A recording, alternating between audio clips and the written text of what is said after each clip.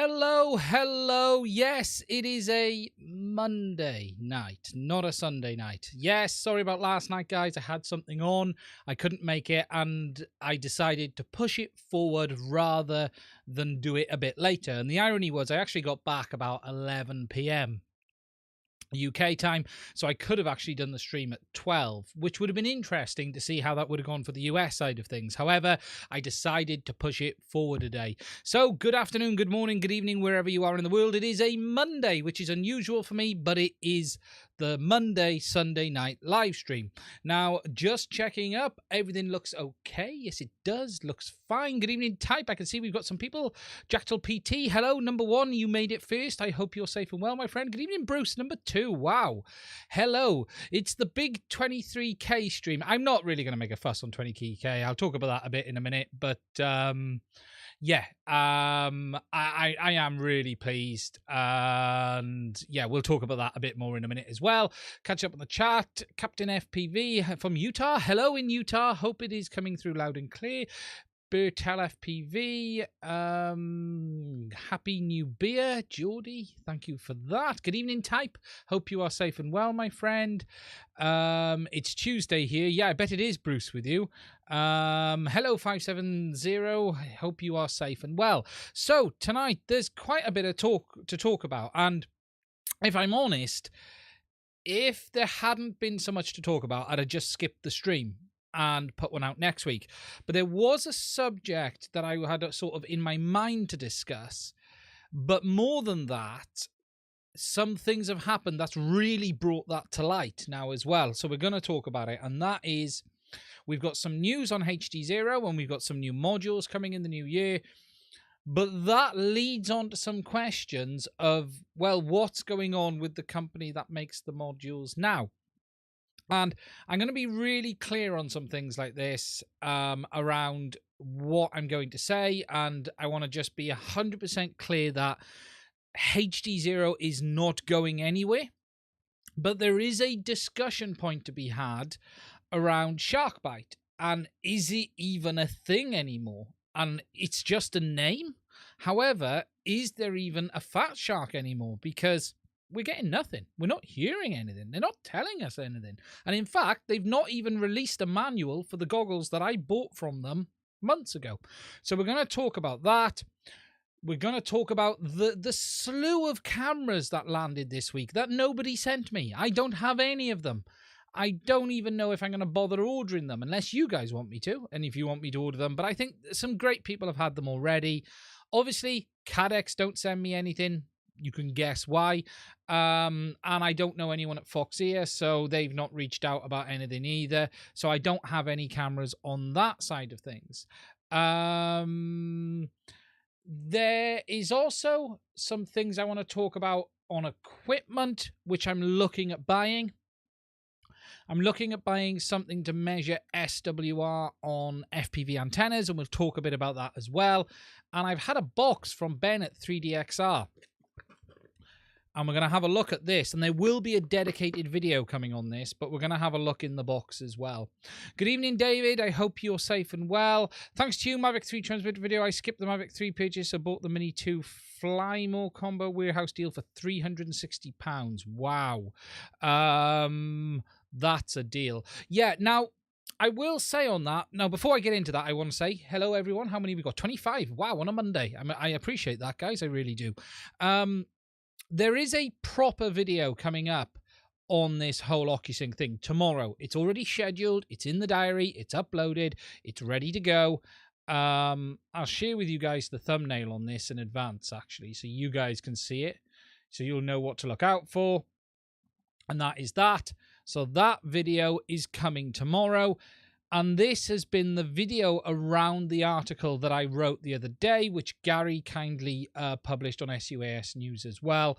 And really, this will be a walk down memory lane to explain where we are at with OcuSync today, because there has been a lot of confusion. And I will be honest, I don't think DJI are lying when it comes to not having support for the smart controller. I do think they've hit a limitation, but I think people need to understand all of the reasons around that as well, and what the actual differences are. And there are some fundamental hardware differences between the Mavic 2 smart controller and the current crop of OcuSync devices, because DJI have transitioned into a whole new chipset.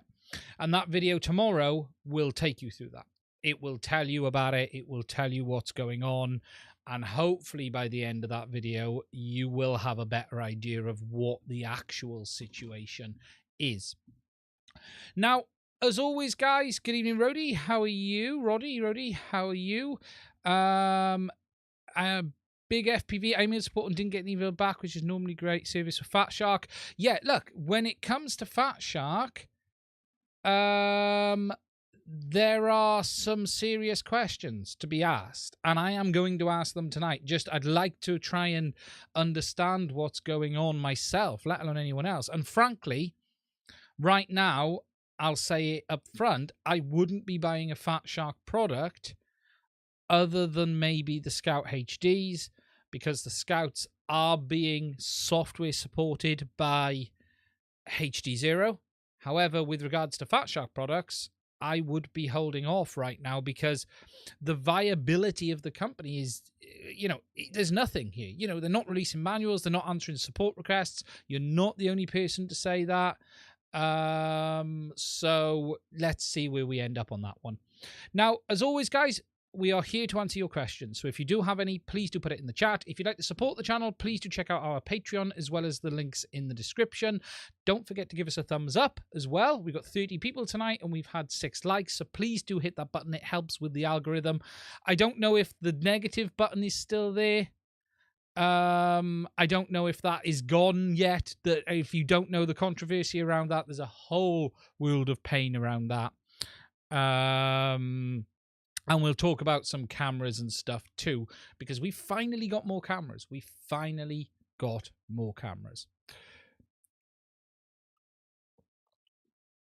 So, without further ado, the first thing I want to talk to you guys about is HD0, because I want to make a few things crystal clear on that first, as well as discuss the new news that we've got this week.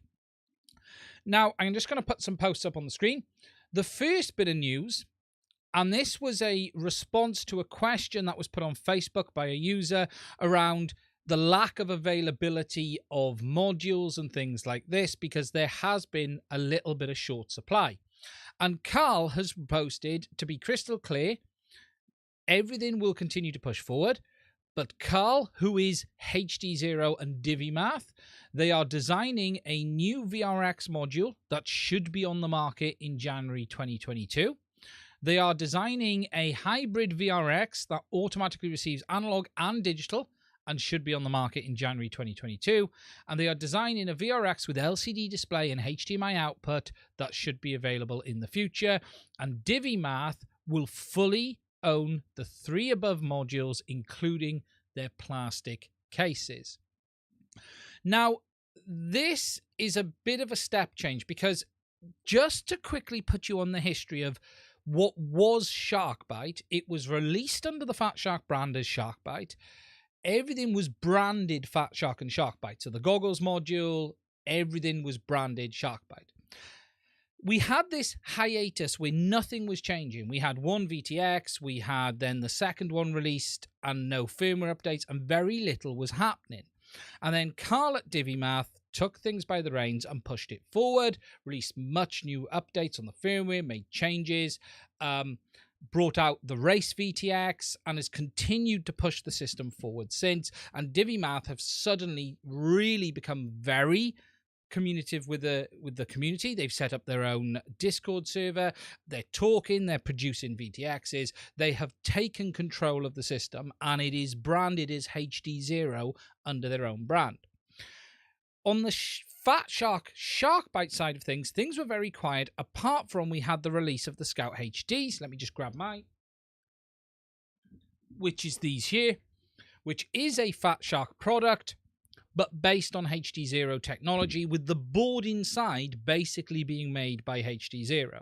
However, These were released as PVTs first of all, which was sort of a production verification test, which is what you usually do when you're making new products.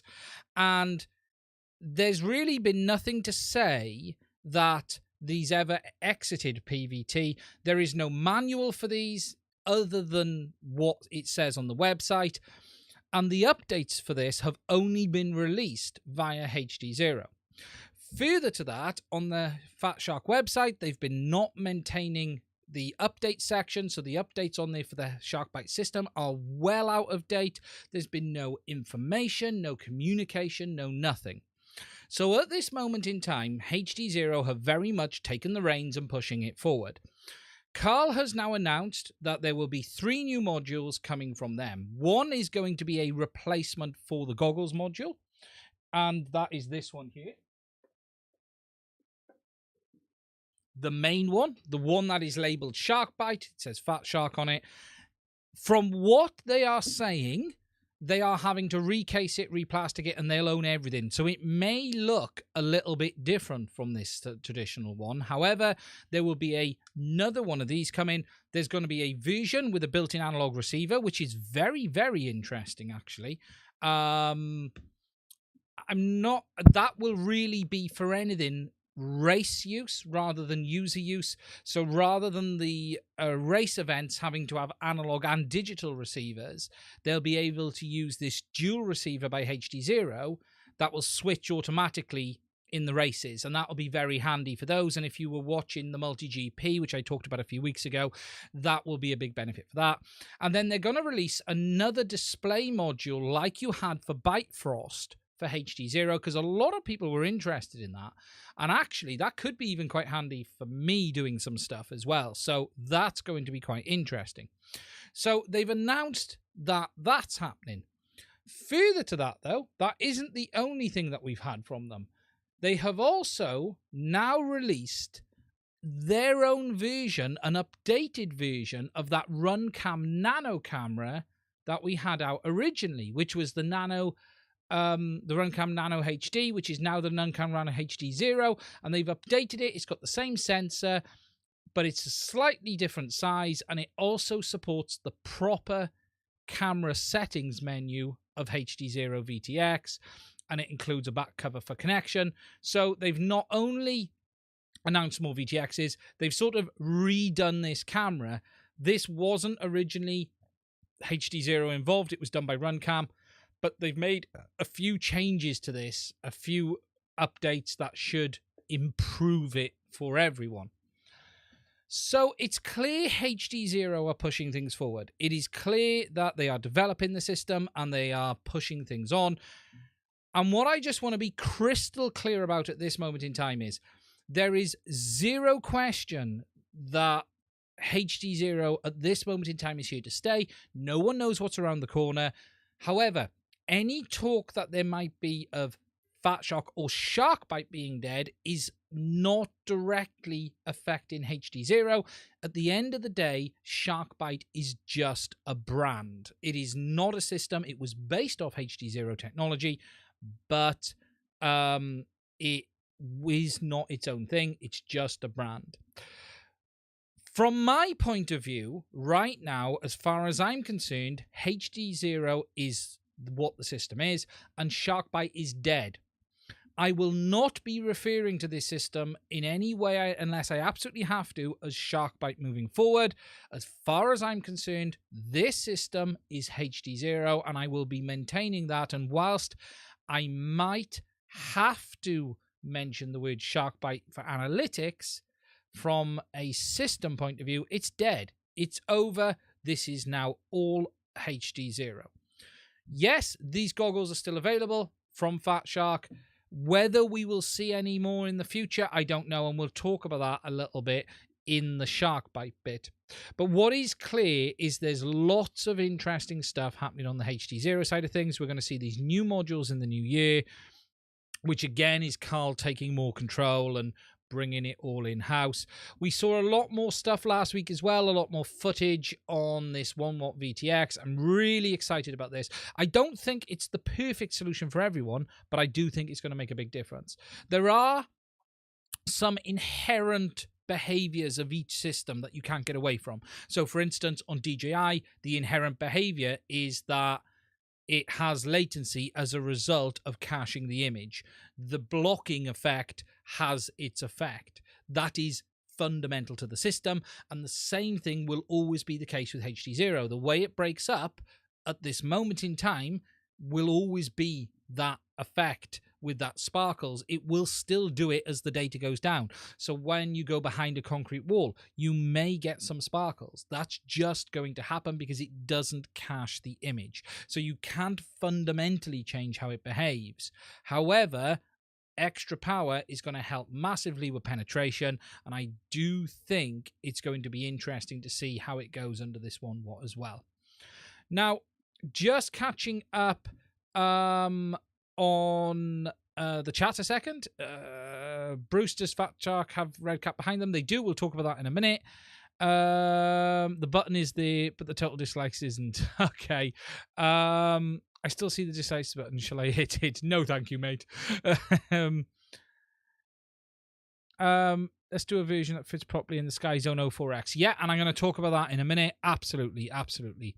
Submates, thank you very much. Hi, RC. Hi, Mike. Good evening, RC Ritter. Anybody having big problems flying Sharkbyte? I started FPV with DJI FPV in the field of view HDO0 computer goggles. I sold all Sharkbyte parts HG0 goggles after 2 days. The thing to understand, Trial FPV, is they are very different systems. It is initially hard to fly HD0 if latency isn't your biggest priority, because there is no question that massive immersive field of view on the DJI is very inviting.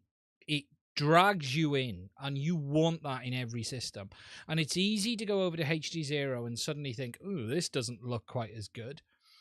You've got to get past that it isn't as sharp intentionally, because DJI is quite over sharpened, and it is more of a standoff FPV look. However, with the new HD0 camera, with the new VTXs and power, and say the Scout HDs, it looks really good.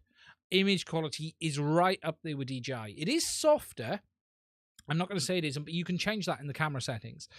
DJI, though, is super sharp, but it is overly sharpened as well. So it is similar. Highlights the thumb down to say feedback was there for the creator. So my firmware part broke, and I've been waiting for the California rep to get back to me. It's been 3 weeks and no response from Shark. That is horrendous. I'll talk about that in a minute. The way HDO breaks up scares me. Yeah, that is the bit people do struggle with.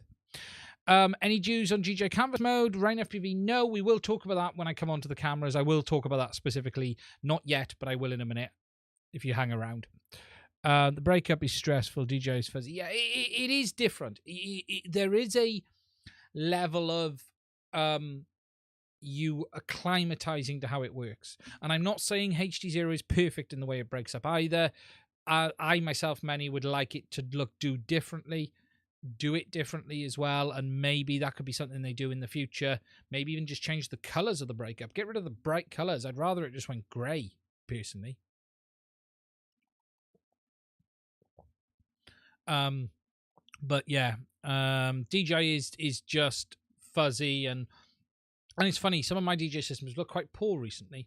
You do forget how good the DJI FPV drone looks. It is light years ahead of the other stuff, but we'll come on to that in a minute.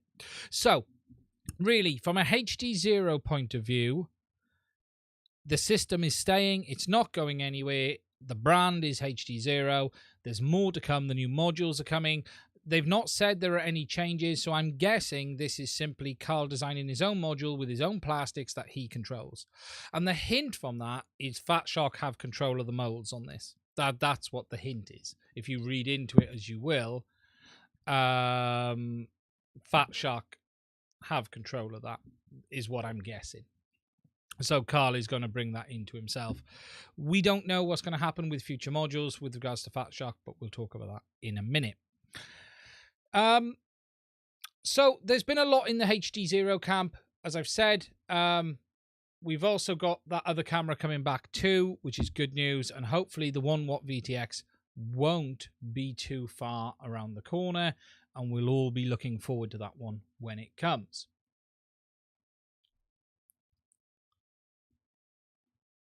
Just going to catch up on the chat a minute.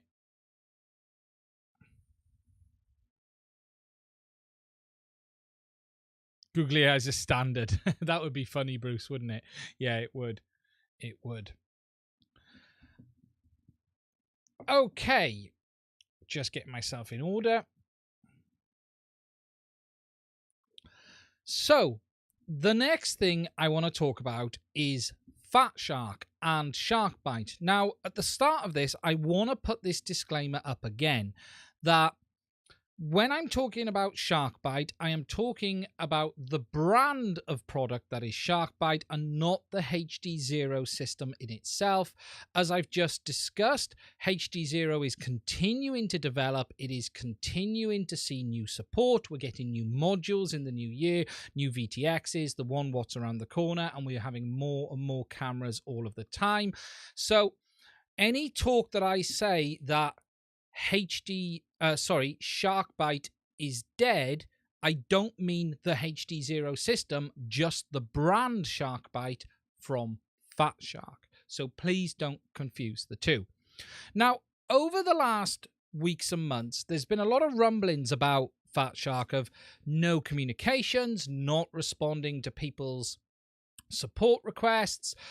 As I said, when I bought the Scout HDs, which I've got in my hands here, these were PVT goggles, so they were production verification test ones, but they've never announced that these were final production in the end. They are available, but they've never announced it, but they've still not released a manual for these goggles. You still can't download a manual when I checked, and the only support for these goggles has been from HD0 themselves.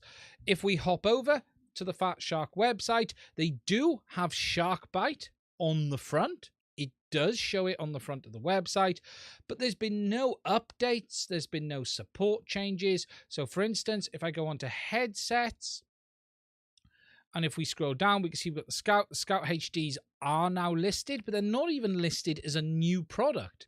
If we go back, a new product is the Recon version 3. These are still showing as that.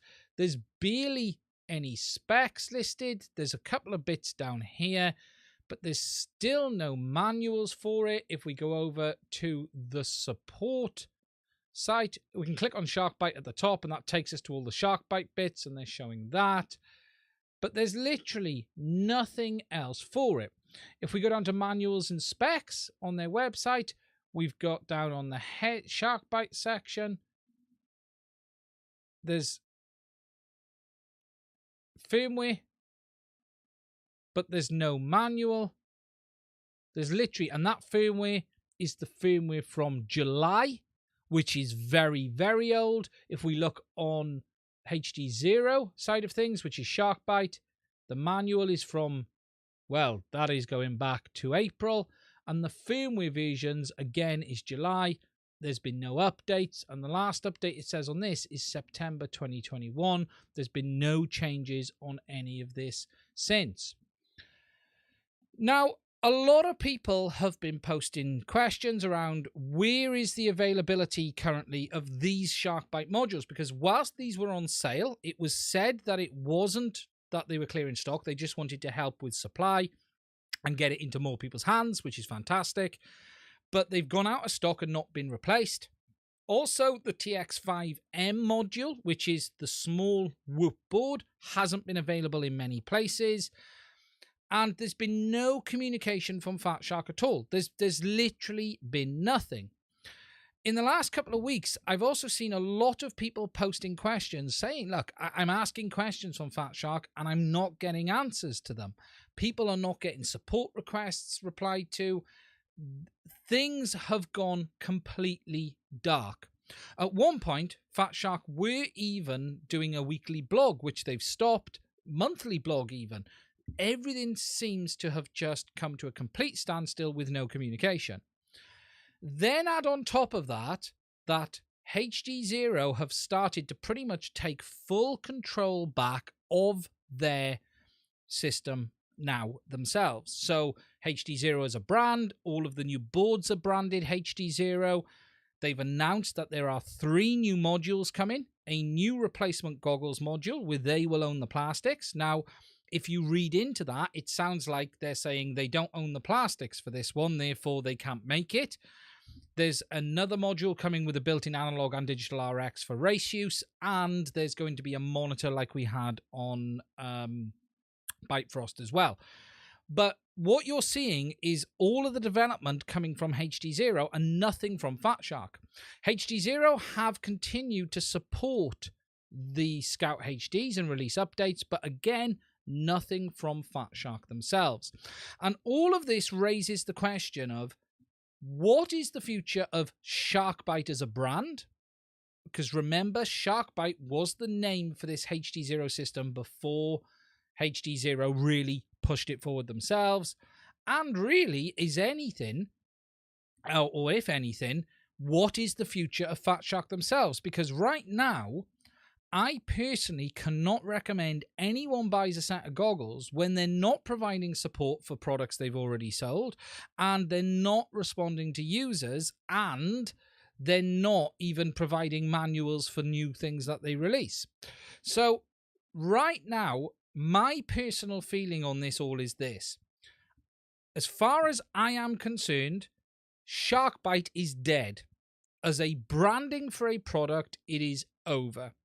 I will be referring to the system as HD0, and unless I see something that really makes me think, oh, okay, Fatshark want to develop this, Sharkbyte is dead, it's HD0, and that system will continue to live on through DiviMath and everything as it started. However, there are real concerns about Fatshark in themselves, and it's very hard to recommend anyone buys a product when the manufacturer isn't responding to its users. I openly slated DJI for doing this same thing with regards to the issues on the version 2 goggles, and I said, don't buy them. They did respond to people, and suddenly it's safe to buy the product when we know they're fixing issues. However, you're having people on Sharkbyte not getting their goggles fixed, or at least they're not getting responses to emails. We've got no manuals for certain products and no hint of where the future is. So if I was looking at getting a set of goggles right now, I would be looking at Skyzone or the others. If I was looking to get a set of goggles for HD0, I would be happy to recommend the Scouts simply because HD0 are still providing the firmware. However, if you're looking for the best goggles, I would be avoiding the HDO2s and buying the O4Xs from Skyzone, because at least we know there is some future there with how they have behaved in the past, and the fact that I've seen no complaints from people at all about getting responses, no complaints about the products at all. You do also have to wonder where the future lies for Sharkbyte as well, or Fatshark even, because Red Cat bought Fatshark some time ago as a company. I don't really believe Fatshark had any real individual IP or their own specific product that they could market off other than their brand. You know, their goggles were using LCD screens, DVR that anyone can make, and there's nothing in a set of Fatshark goggles anyone else can't do, and hence the reason Skyzone have been so successful at providing alternative products. So where they have to be careful is this. What they have is a brand that is well known in FPV, but we all know brands can be destroyed really quickly. Just ask FR Sky, especially if they start messing the community and users about, and that seems to be where the situation is with Fatshark right now. Personally, I would only recommend buying, say, Skyzone O4Xs if you're looking for OLED, or even the O3s, until we understand more. There was talk of Fat Shark making a proper high-end set of HD0 goggles. These were never meant to be them. These were the budget ones. These are cheap. There was meant to be a HDO3 equivalent, yet there's no talk of it, there's no comments of it, and we just don't know what's going on. I could be wrong on all of this, and Fat Shark could be around and they could suddenly drop a bunch of great products, and if that happens, brilliant. Go check them out. However, right now, the company feels like it's a bit in free fall, and it's really hard to recommend a company's products when you don't know where the future lies for the company, especially after a buyout. And that's what we've seen. We've seen Red Cat purchase them, things change, no communication, support requests not being answered, and people starting to get left in the lurch. So right now, as far as I'm concerned, as I've said, Sharkbyte is dead. Long live HD0 as a brand. The system continues. You can still get everything, and Carl's going to have the bits in the new year. However, as for Fat Shark, things remain fluid, to say the least, leaning on I would be looking at other brands. Now, just jumping over to the chat, because I've missed it. I've seen it all come through. I just want to see. GMI Visuals, Fat Shark's customer service reputation was why I bought the Sharkbyte system. Thankfully, I bought from a local seller as well, so as far as I need, they can get support from them.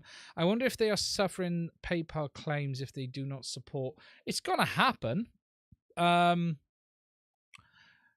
see the X module with the standard module bay. I think it's going to be very hard to get a HD0 module in a module bay, and there's no digital output on it, unfortunately, or input.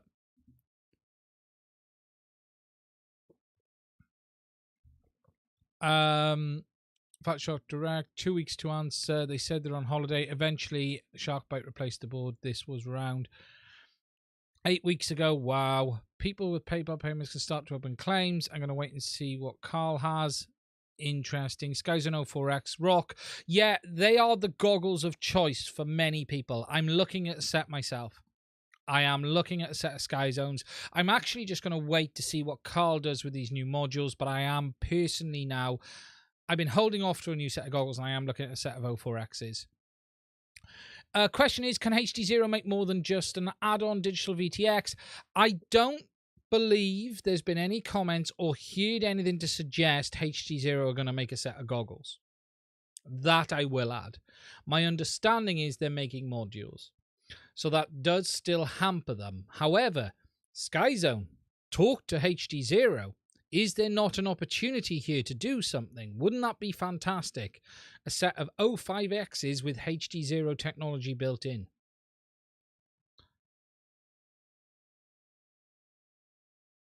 Customer service issues, non-response from Skyzone also. Yeah, I don't think they're perfect by any means. What I would say, though, is this. Fat Shark have been bought out, and this has suddenly tossed everything into fluidity. And what we seem to have had is a lack of responses since this buyout's happened. Everything's changed, and that always raises questions. Is the viability of the company moving forward? Are they going to continue? Did Red Cat buy them to close them down? We just don't know. Until we understand what Red Cat's plans are for Fat Shark, then we can start looking at it. This isn't necessarily just about Fat Shark not responding to people, because other companies can be bad as well. That's not an issue. But if we take Skyzone, for instance, nothing's really changed there, so I've not got major concerns. What we have with Fat Shark is a company that's had a big change, a buyout, and suddenly people are complaining. And that is always a strange situation.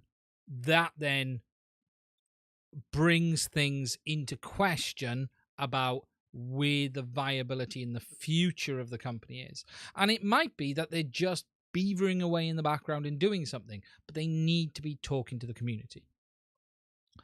I'm holding off until at least the Orca 2s. We will talk about Orca in a minute, because the rumours are still flying that Orca are coming out with a digital system that is apparently meant to be open source and apparently going to be very interesting. And whispers, I saw someone post today that they were meant to be working with Immersion RC. So The digital revolution might not be over yet. I'm holding out on Orca 2's full fire SP system with H2O2 because I didn't want to make it bigger and bulkier. Lots of people are saying the quality is degraded, rolling screen issues with certain cameras. People have moved back to rapid fire. Interesting. GMI. They are well made, but I am seeing a lot of people complain about HDMI board failure on the HDO2s. I have seen a lot of comments on that. But the DVR is still total garbage, as it is on most Fat Shark goggles.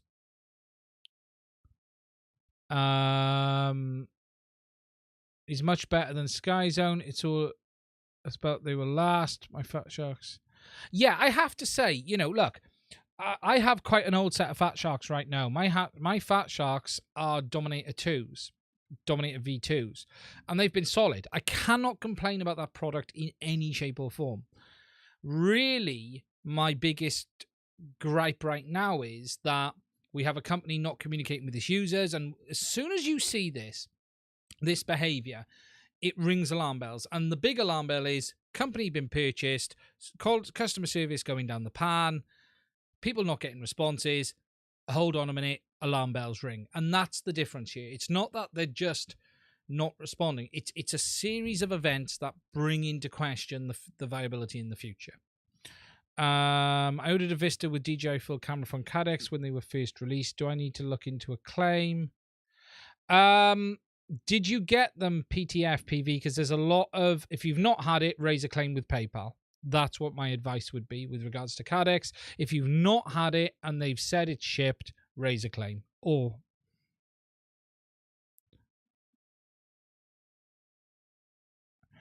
a new digital space standard module invented between HD0 and, say, Sky Zone and make it open would be amazing. That would be cool, yeah. You know, the big reason you can't have HD0 in a bay right now is because there's no digital output. There's no HDMI in there.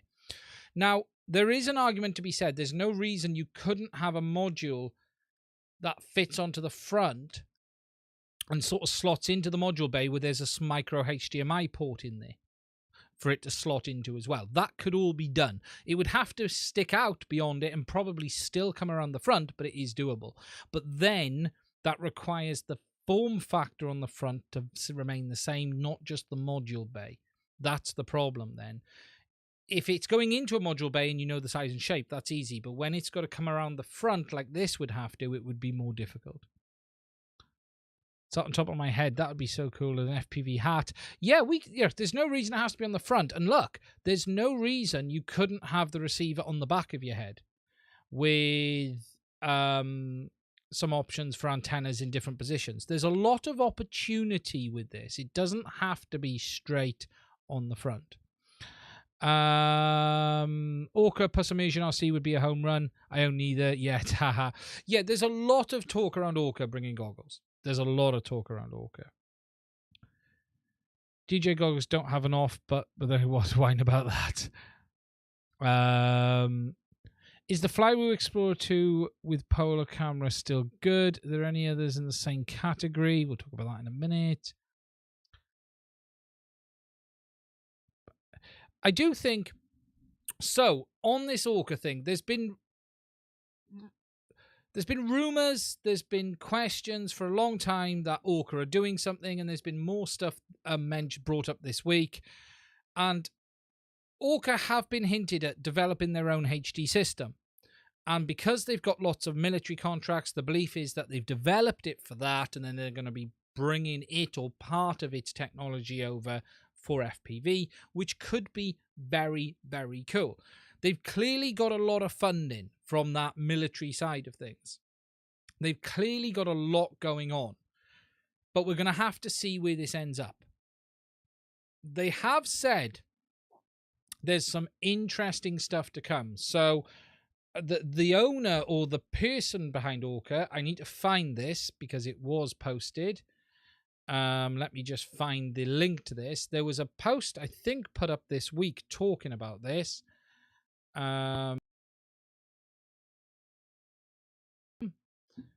Let me just go back and find what was shared.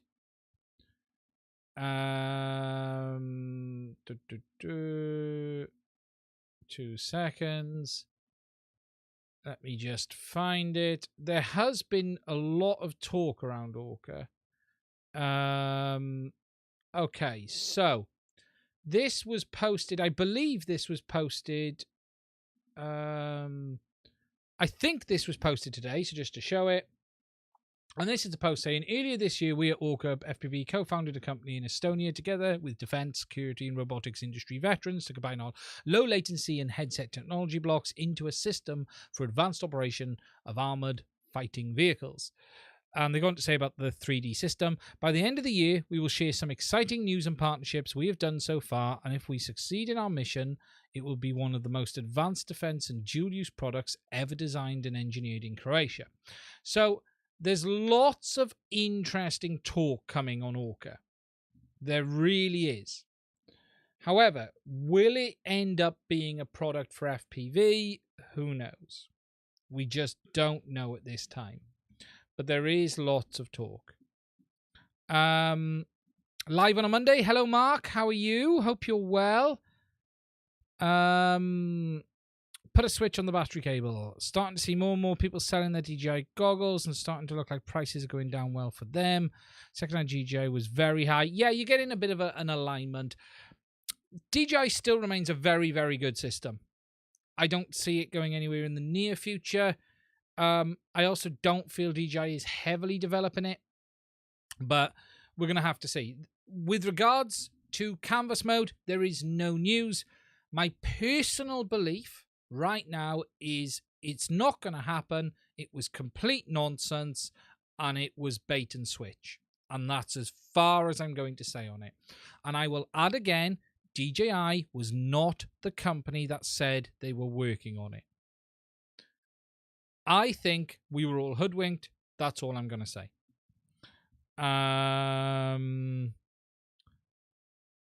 Independent military vehicles, but very hard to do for RC models, especially without spun silicon.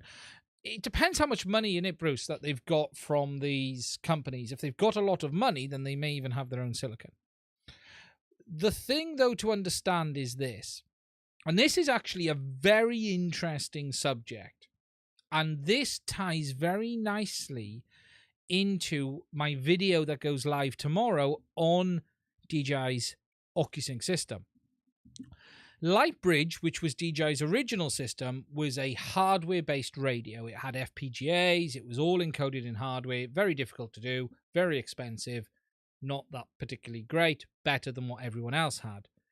They then introduced OcuSync. Now, OcuSync was a big shift for DJI. OcuSync moved from being a hardware-based radio to an SDR, and it was based on a lead core chipset, which is the LC1860C.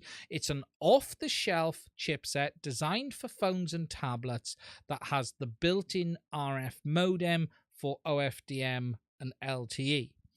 So that chipset was doing all of the legwork for OcuSync. Okay? DJI used that chipset in the Mavic Pro 1 and then later in the FPV RE system, so the OcuSync Air system that I heavily reviewed, tested, and used on this channel. With that system, the lowest they could get their latency was 50 milliseconds at 480p. It was around 70 milliseconds at 720p, and at 920 or 940p, it was about 90 milliseconds. It took DJI to spin their own silicon, which is the P1 chipset, before they managed to get latency sub 28 milliseconds. In fact, the digital FPV system was the first system to use that new chipset DJI had created. Every drone before that was using lead core. The FPV system that we have today was the test bed for that new chipset. That new chipset has gone on to be used in every system, or a variant of that chipset in every system since. The P1 or the S1. And the only difference between the P1 and the S1 as far as we understand it, we don't know 100%. However, we know that the S1 doesn't have the onboard image processing, and it requires a separate IC to handle the image processing rather than do it on board. If you have a look at how the DJI unit is made, you literally have the MIPI coming in, processed on the P1, encoded on the P1, sent to the transceiver or the MUX, sent to the power amplifier, and out. It's that simple. It really is. That one chip literally does everything. The only other things that is in that air unit is power management ICs. That is it. That is all that is in there.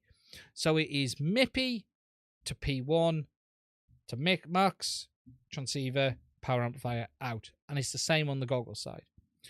The S1 would have required a processing chip in between it. And the reason DJI do that is there will be drones such as the Mavic Air 2 that the chipset they're using for the camera is powerful enough to encode the camera and the live feed. So there's no point using expense on another processor that isn't needed. So it allows them to save some cost. Also, there are remote controllers that don't need image processing. So for instance, this remote doesn't need image processing. So why shove a chipset in it that does image processing? There is something very, very interesting that I have spotted that I had a feeling about for a very long time, but I've still not seen evidence.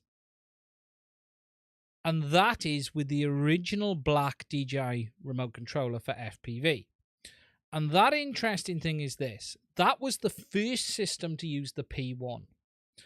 It is in the goggles, it is in the remote, it is in the air unit. Depending on the setup, they can configure the chip to either encode, decode, or do the remote. The real interesting thing is the remote has not only the fully fledged P1, but it also has SRAM as well. Now, in almost every configuration I have seen since where they don't have video in the remote, there's no SRAM. I have a feeling that FPV remote is capable, hardware, of outputting live feed over USB-C or USB-C to HDMI. That remote is fully hardware capable. Looking at it, it is basically the same as the goggles. It is identical. However, they never implemented it. But I think that remote was designed with the possibility of having video out. If we take this remote has the S1 chipset, just like the RCN1 from DJI, which is used on the Mavic Air, the Air2S, Air2, Air2S, and now Mavic 3. That chipset is capable DJI state of OcuSync 2, 3, and 3 Plus, and it has to do video out via USB, and it has SRAM. This remote doesn't have SRAM. So we do know that they have to put the SRAM there for the video encoding and processing. So I actually think I think that remote was built with the capability of video out, but they've never implemented it. But yeah, so it is interesting to see, and I do understand where DJI have had their problems and why they've done what they've done with some of these remotes. It is still going to be interesting to see where the FPV system ends up. It's got that fully fledged chipset. You know, that chipset that's in the FPV system is the same chip that they've put in the Mavic 3. We know that already. We just don't know what is in the other one. But I've got a big video coming on this tomorrow. I'll say something else to you guys and you guys only while we're on the live stream. And this is something I've been told from a very, very good source. And let me just find what I'm looking for a second. And that is that the DJI FPV goggles do have some buried support for the Air2S. It's just never been instigated by DJI. It's hidden locked away. You can't access it. The way the V2, and that's the V2 goggles, not the V1s. The V2s dual boot. They have two sets of firmware, one for the FPV unit and one for the FPV drone, because that's what gave us all the problems. But there's also a third firmware, which has references to the A2S, but we can't access it. There is technically zero reason the FPV goggles version 2 will not work with the A2S or the Mavic 3 or the A2. It's all the same chipset. All capable. Yet they haven't done it. Okay, catching up on the chat. Live on a Monday. Sky Zones. I have Sky Zones and love them. Cool. I need to get a set of Sky Zones. I really do. I really do want to get a set of 04Xs. The price has held me off till now. What are they at the moment? Let's have a look. 04X. I was hoping I might even see.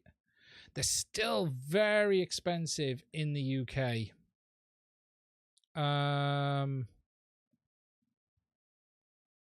Bruce, what for anyone who's got 04Xs, what's the field of view like on the 04Xs compared to the DJIs, for instance?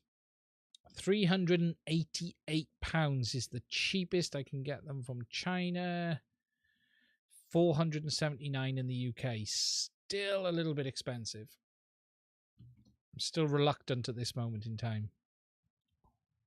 The A2S Army. Good evening, Mike. How are you? I'm glad I kept the A2S. A2S is a fantastic drone. Fantastic drone. Not as much as DJI, but better than any of my others. I like the sound of that. I do like the sound of that. I'm intrigued to what they're like compared to this. My big complaint with these was it still felt like it was too far away. Still looking at a set. I could do with borrowing a set to try them out, actually. The colors and contrast are just so much better. Yeah, I do think there will be another set of DJI goggles in the future as well. I do think it'll happen. As for canvas mode, though, as I've said, guys, we're going to have to wait and see. We're going to have to wait and see. So that ends the discussion that we have on Fat Shark HD0 and where we're at on that side of things. The next thing we're going to talk about is just a couple of these new cameras that's come out this week. Now, I haven't got any of these, so I can't comment on them. I haven't tried them. I'll give you just some quick thoughts based on what I have seen. So we've got the Nebula Pro Nano from Cadex, which looks very nice, actually. I need to order one of these. I do want one of these myself. $66. Nebula Pro has 120 frames a second. Tiny camera, 4x3 sensor, 14x16, 1080p recording. What is there not to like? And it weighs just 3.5 grams. That is a lot of camera to like. That really is. I don't really need one that small. So I'll be honest, I don't know if I'll bother getting one, and I might just get a Nebula Pro. Are there any Nebula Pros in stock at the moment? $59. Yeah, they got stock. So I might just get myself 2 Nebula Pros, to be honest. That's what I'll likely do. We've then got the new cameras from Foxeer, and that is the DigiSight 3 and the DigiSight 3 Sharkbyte or HD0, because they originally announced the DigiSight 3, which is this one here. They don't say this is for DJI, but it is. We know it is already. Which is, again, a 720p 60 frames a second camera. Okay, it's not super low latency, but it is a nice camera. It's another one available if you want it. But there is also a Sharkbyte or HD0, as I'm going to call it, version available now as well, which they rushed out. And again, 720p 60 frames a second, half-inch sensor. It is a 16:9 sensor. Unfortunately, Nice size, though. Not bad. 170-degree field of view on the Starlight lens, 160 on that one, and it's minimum very low light as well. So we've got some more cameras. Now, there is an irony. There was a point where we couldn't get cameras for a system, and now we're tripping over cameras. There are cameras everywhere right now. You couldn't get cameras at one point, and now, what do you want? You want a camera? We can sell you cameras. You know, even on HD0, you've got the HD0 camera, you've got the replacement Nano HD, and now you've got the Fox Ear. On DJI, my God, how many cameras have we got on the DJI side of things? So we've got the DJI camera, the Cadex Micro, the Nebula Pro, the Nebula Pro Nano, the Runcam Mippy, the Runcam Phoenix, Polar Starlight, the Fox Ear. I'm losing track. We've got more cameras than we know what to do with. And that doesn't include the new 120 frames cameras coming from Runcam, which is around the corner as well. There's just so many cameras now, and we couldn't get any 6 months ago. The irony is crazy, isn't it? It's really mad. You know, it really is. We were in a position where we couldn't get any cameras, and now we've got loads. But your Digitite 3 has been dispatched. Cool. I haven't ordered any yet. I'm probably just going to order a couple of Polar Nano. Yes, right. The Polar Nano. That was the one. The other one as well. I forgot about the Polar Nano. We're tripping over cameras now. It is. I need to update my chart, actually. FPV is trying to create new markets. Analog is dead. I think analog is suffering. I think that's for sure.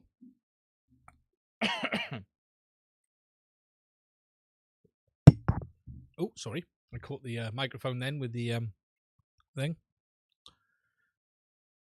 It's awesome for us. It's really good. You know, 6 months ago, we were all begging for cameras. I keep meaning to go and order. I need to just order 2 Polars. Nebula Pros. I mean, not Polars. Just to have in my box. That'll be the perfect camera for me then, for the rest of it. But to be honest, I'm waiting for this 1-watt VTX. Because I will be probably moving a lot more gear over to HD0 at that point. DJI FPV and is much more than the OLED is real nice. That's good. I still have spare original DJI unit and such struggle to get it into frames. Yeah, the DJI one is difficult, and that's going to be the case for this new board as well from HD0. You know, this thing isn't going to be the smallest. It's 40x40 with a 30x30 mounting pattern. And there is one thing that I have spotted on it. I'm not a big fan of where the cable is coming out. I don't know if I showed guys this. I know Carl put his hint up. And I am a little bit concerned of where the cable is coming out of the side of the board. So if you have the MIPI towards the front of the frame, the UFL towards the back, the connector for the I/O is coming out the side.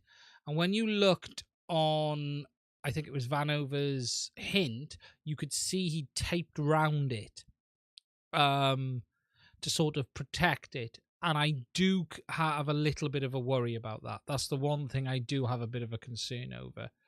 I think that there could have been room for improvement on that. They should have used a wireless camera and no cable. I wish they had, Bruce. It'd make life a lot easier with 100 milliseconds of latency. Oh, yeah. A good analog camera is still very, very good. Still very, very good.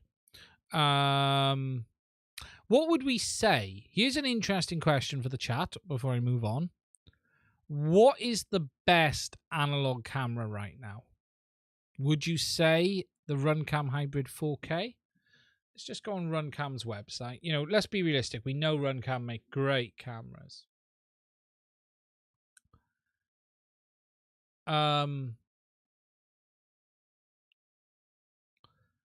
What is the best FPV camera?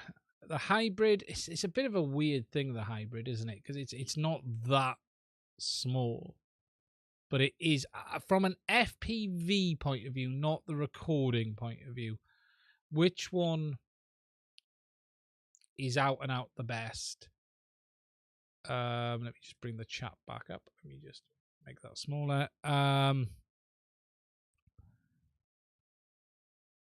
one doesn't have a broken lens. Runcam, also on the Runcam Phoenix. Foxy Predator 5 is awesome analog camera. I'm intrigued. The hybrid functionality is great. Yeah, I can imagine that, Bruce. Foxy Toothless Micro 2. Let's have a look at that. I'm intrigued on these. FPV cams. HD cams. What are they calling HDs? Oh, this is these. So Fox FPV cams. Oh, I think I found a quirk on the website. Yeah, I'm just thinking from an image quality point of view, what is the best FPV camera right now? T-Rex Mini 1500 TVL. Wow. As you say, that's Foxy T-Rex. I'd be tempted to order one in. I haven't had... I'm tempted to have a look at... So is it the full T-Rex or is it the T-Rex Mini? Is there a T-Rex, I think. So is there a T-Rex high res? Let's just have a look. So T-Rex Mini, I assume it is. PT said, yeah, Bruce, I know where you're going from there. I'm assuming it's the T-Rex Mini then you guys are talking about. 1500 TVL. Wow. That is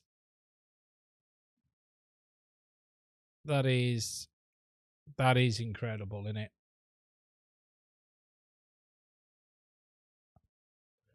Switchable, 40 by 960. A couple of meters of micro vision. There we go. Supports OSD, adjustments. It's not that expensive. It's definitely downsampling. It's interesting, isn't it? Yeah, and the thing is, as you say, do they have, what's the spec on that now then? So, what's the, does it say the size of the sensor? No, it's a shame, isn't it? They don't actually print that stuff.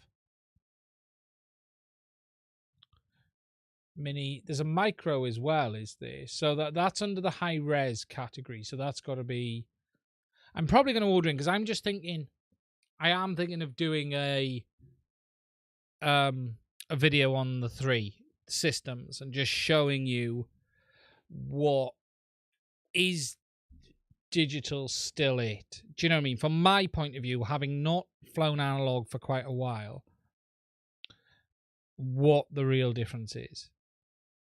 We want more bokeh in our FPV cameras, but I would need a set of goggles. I still need a set of Sky Zones for that, and that's the thing. So,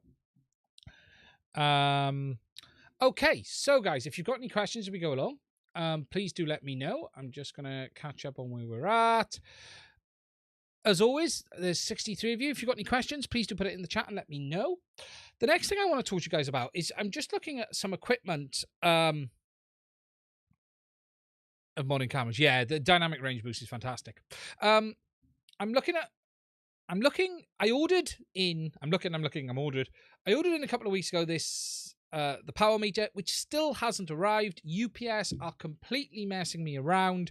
It seems to have got stuck in France, and I don't know how. Let me just find where it is right now. It got stuck in France, and they've rescheduled the delivery twice, but it is in the UK now. So I finally got the Immersion RC power meter coming. It should be here. Track my parcel. Let's just have a look. On the way. Let me just view the details and see where it is. The parcel has experienced a sortation delay. It got delayed in France in customs, and then it's got a sortation delay. So 6:06 this morning. 29? Yeah, this morning. It's gone for. It was in Tamworth and it shouldn't have been. So this thing's been around the world. I'd hate to know what's left of that thing by the time it comes, but I've had stuff quicker from China, hand on heart. So I'm waiting on the Immersion RC power meter, but I'm looking for something to measure antenna SWR for FPV because there isn't a lot out there. And I have come across this device, and I'm going to show you guys this now. And this is a device by a company called, I think it's Arnest, by the look of it. And they make some small portable spectrum analyzers as well as network and antenna analyzers. Now, this is a Russian company. They are basing them off some open source software, and it's all VNA based, basically. And they make this unit themselves. There are some cheap ones. Yes, Bruce. This seems to be the original Russian version. And I've been trying to understand, is this simply just a clone where they're saying it's legitimate, or is this the real thing? Now, this appears, from the information I've got, to be the real thing. I've looked at reviews. These seem to be the correct one. So we've got this one here, which is 23 to 6,200, which ships from Banggood. They have a website with it all on, and it's a portable vector network analyzer designed to measure matching characteristics of passive antennas. They have a full manual, and they go on to say that theirs is the original version, and there are cheap alternatives, and there are some legitimate people backing this up. I've looked at some reviews and stuff, and people are saying it's legit. However, it's 187 quid plus carriage to the UK, which is quite expensive. The ones I've seen are not too accurate, but if you want accurate, you have to spend 10k. Yeah, well, this is the thing, Bruce. Someone's been testing these up against some pretty high-end equipment, and it's been doing very well. Now, there is also this version of it, which is a clone of it, which is the GS320 VNA. It is basically the same device. It uses the software the legitimate one allegedly uses, by Honest. Now, the device, as someone's asked, it allows you to perform impedance matching, measure SWR, measure attenuation in the cable, and measure the distance to a fault in a cable as well. So it measures, more than anything, SWR, impedance, and things like that. This is a clone of that original one, which costs $145.15 plus a lot cheaper postage. However, this does seem to be a legitimate version. You know, this company has a proper website. Yes, it's Russian hackers, as someone just mentioned just now. I don't think they're hackers, but he does have a proper website. He has written manuals. He has firmware. It all looks very legit.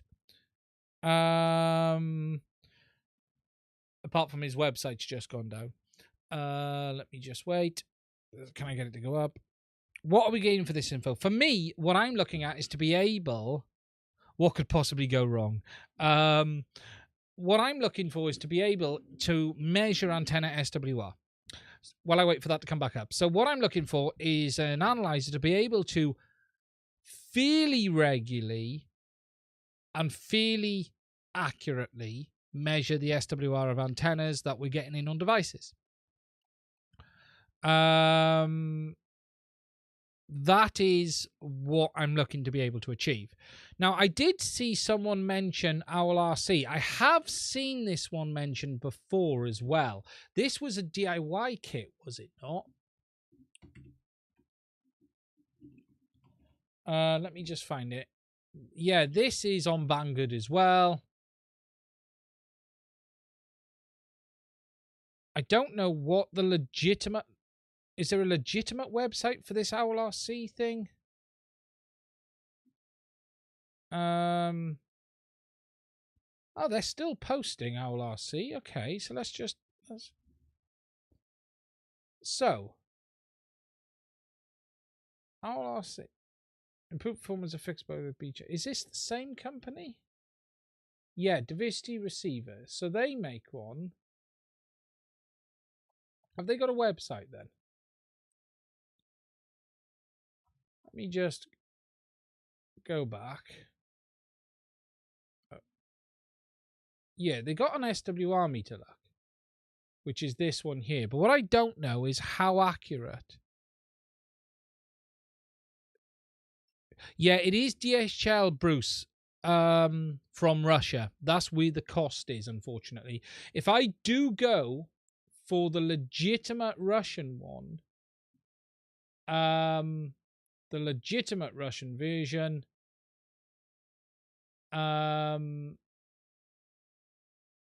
it's like $25 to ship to the UK. It says it. Why can't it ship to your address? Select another product or address. Ship to Afghanistan. Why is it saying Afghanistan? I never chose Afghanistan. So if I set it to UK, it's £28 shipping. So it is legitimate shipping, and it will arrive next week if I order the Russian version.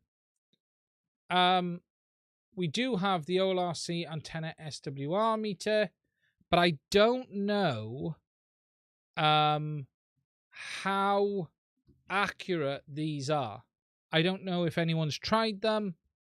There are versions on Banggood, but I can't seem to find a legitimate place to buy the Owl one unless someone knows if there is. Look at HackRF. I believe it's the same. Pay to PayPal and it will be safe.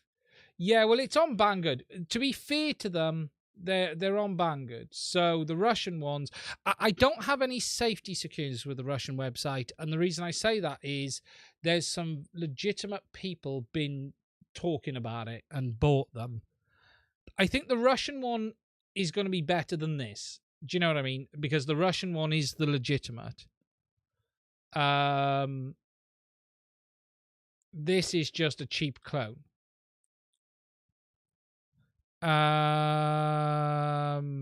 However, I don't know about these. I've just not used these OLRC SWR meter. I just don't know how accurate these are. Touchscreen built-in 200 milliwatt transmitter. You know, this is the version 2, it says. So where are we here? But I don't know, you know, is this a legitimate company? Do they have a website? Do OLRC have a website? I can't even seem to find a website from OLRC.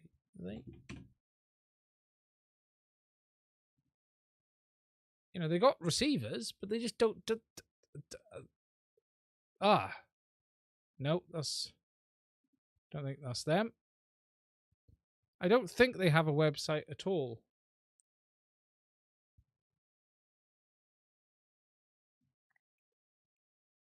Are they even still going? It's easier to start and talk about product and then...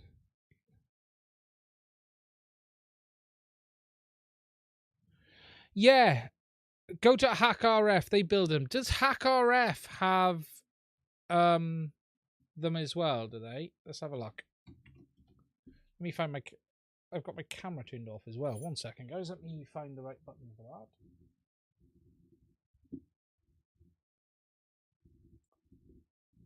Let me... Hello! Couldn't find the button then. Okay, HackRF have got one as well, have they? Let's have a look. HackRF. You got the HackRF 1. I've seen the HackRF 1. HackRF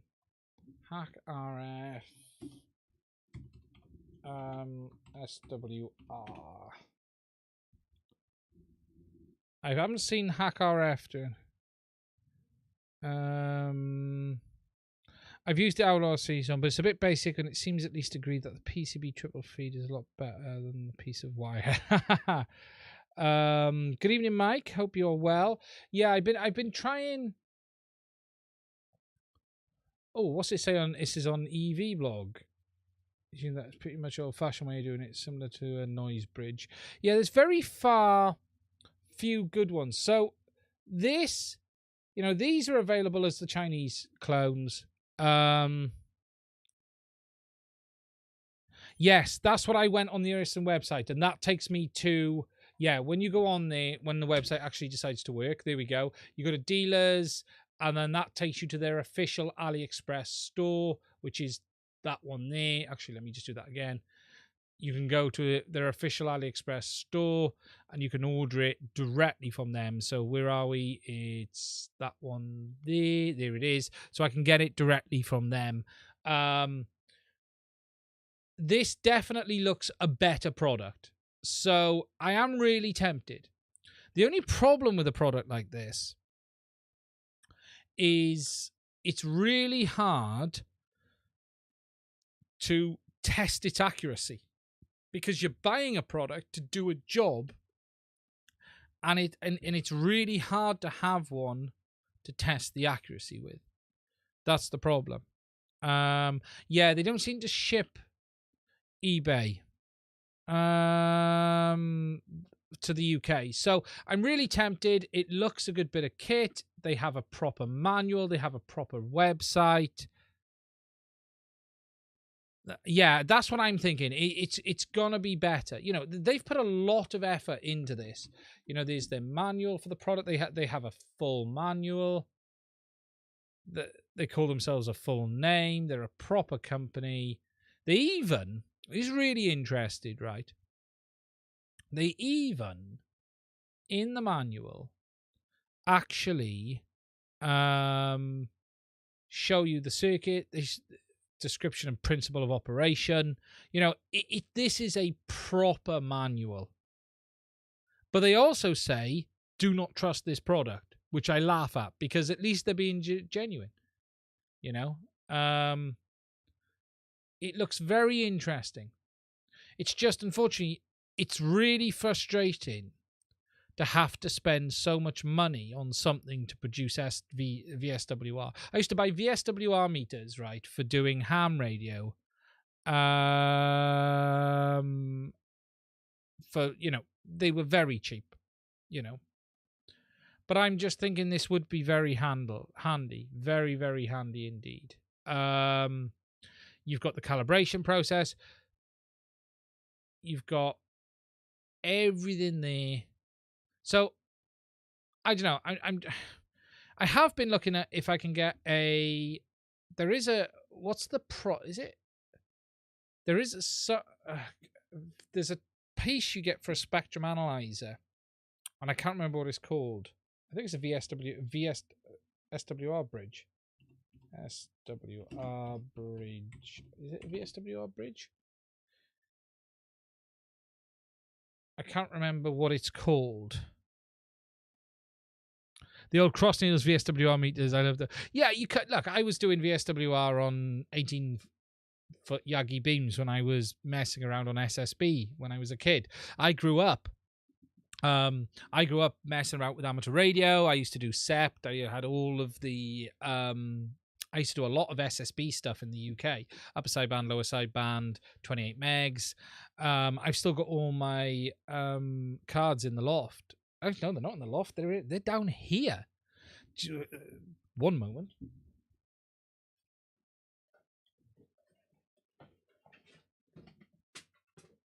This box, right? This box is a time capsule. This box has all of my QXL cards from all over the earth when I was doing amateur radio stuff as a kid. Right? This, let's just zoom out a little bit. I haven't been in this for years, but I keep it close by. So look, in here, what's this? Look at this, right? Look. Right there. we got to look at some of this. This is fantastic. Promotion. Come on, camera. 3 new items. Mains amplifier, £69. Mains amplifier, £98. What else we got in here then? Where are they?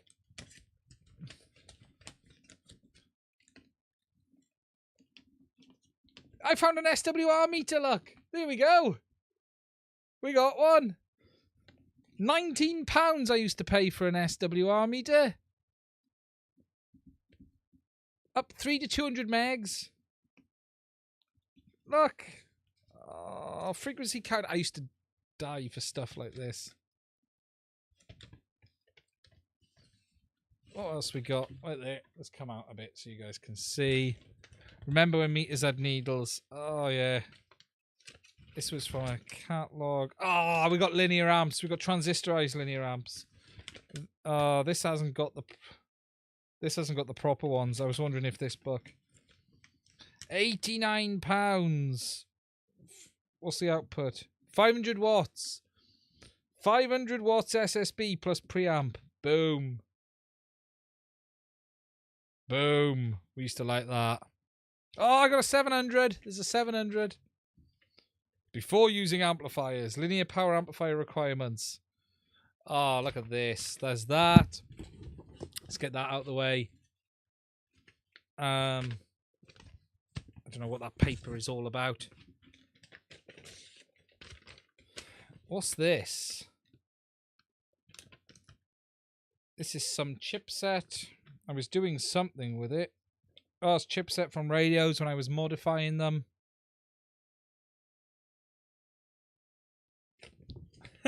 This is the old days. This is going way back.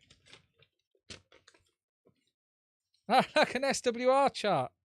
This is me doing my SWR tests on the antennas back in the day. Oh, this is right when I was a kid. Look, I was writing out what things were. Bridge rectifier, diodes, Zenas, LEDs. Look at that. This is going right back. Right back. But wait there. In here will be some QXL cards. Now, the sad fact is in some of this, the people, actually wrong button, the people who sent me some of these won't be alive today, which is a sad thought, actually. That is a real sad thought.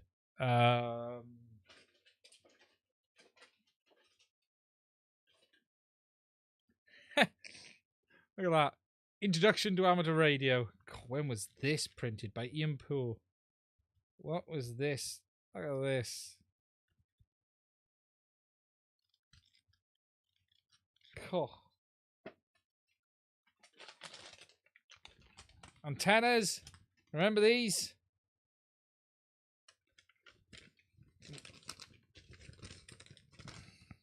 I'm gonna do a stream on this one day.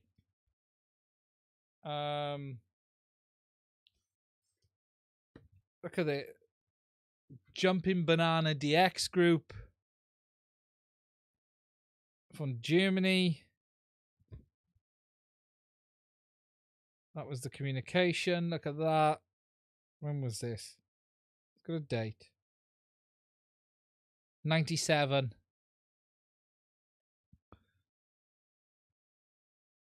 This was the days, guys, when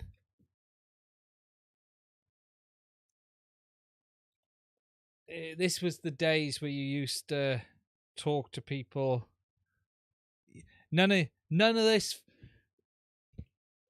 bloody Facebook and social media stuff. This was before Facebook and social media.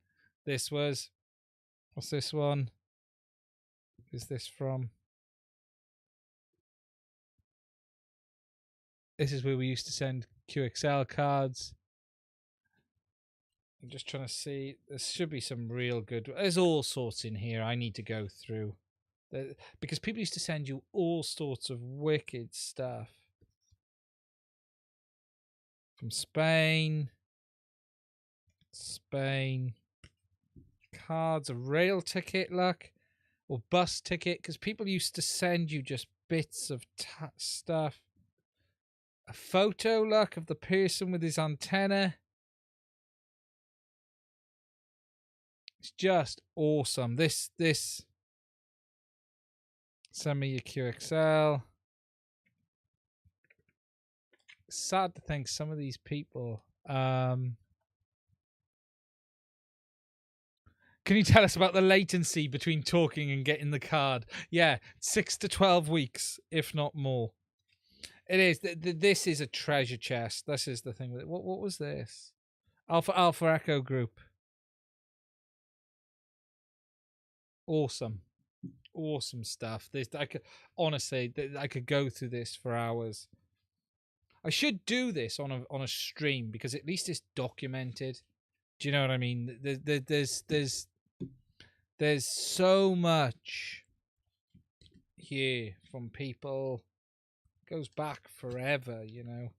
I used to love. I should trip down memory lane. I should put them all up. I should create an area and put all of the cards up. That would be very. That. Yeah, there's just so much stuff here I've forgotten about, and I've always had the box. Maybe some of them probably will be, you know.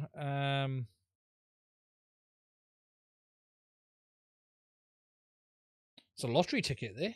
I wonder if I won. It's amazing. It really is. It said it's one of those things I've always kept. It is. I saw a question about Crossfire. How's Express LRS going? Express LRS is going very well. He's funny as hell. It's I must have CB 4x4 driving as much as I ever got into it. At one point I had Yagis. I had beams everywhere. I had CQDX 163 Delta Tango 220. I was a Delta Tango at one point. And just some of the cards, right? Just to show you, some of the cards were really cool. People would just do all sorts, calling all over the world. You just get cards from people. 96. Wow. Just I guess these days they just email your card. Yeah, that spoils it a bit, Bruce, doesn't it? Huh? That just spoils it. What's this? Look at this. There's a sticker here. Let's show this. I'm going to stop now, but look at that. Alpha Romeo Group. Club Alpha Romeo.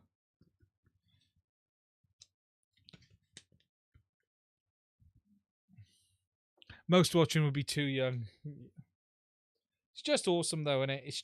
It's very cool. It's got to be careful because some of these have got an address on them or two. What's this? No idea. All sorts in this. This box, the box is full. You know, it's got, this must be 200, 300, 400 cards here. Postage stamp, 1st of September, 1997. It's fantastic. It really is. And it, I loved it. I loved radios. I spent a lot of time modifying them. I just got back from the A/B testing with the Access HD patches and the stock V2 antennas at long range at 1 watt. I found I got better range with the stock setup over the AX. Interesting. The problem is with the different antennas is, and I'm going to put these away now, is the DJI system is MIMO, MI multi in, multi out, and it works in a certain way, and there are times where it won't work. These days you get arrested for that. Stock antennas was superior. Yeah, patches. I don't really. So which antennas are you tested? Just remind me which ones.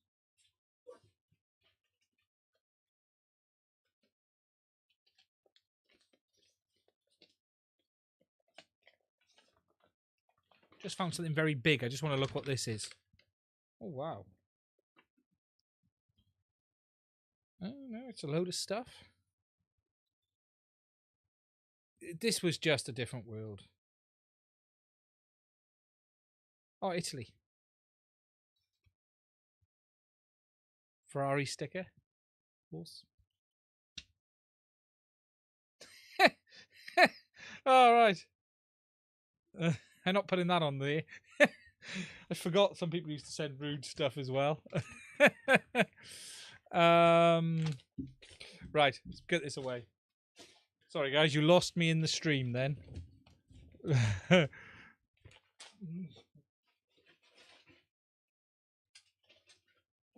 I'm going to have to do the QXL board. I'm going to have to. I'm 38, I think. I've lost track of how old I was. But yeah, I used to test the Illuminas patches combined with the 2 stock antennas, and I compared the 4 stock, and the patches gave me more quality at mid-range, but once I put it dropped. Patches are complicated. I've been flying the iFlight patches without a problem. I've left them on the goggles. I've got no complaints. Most of what I fly isn't that great range.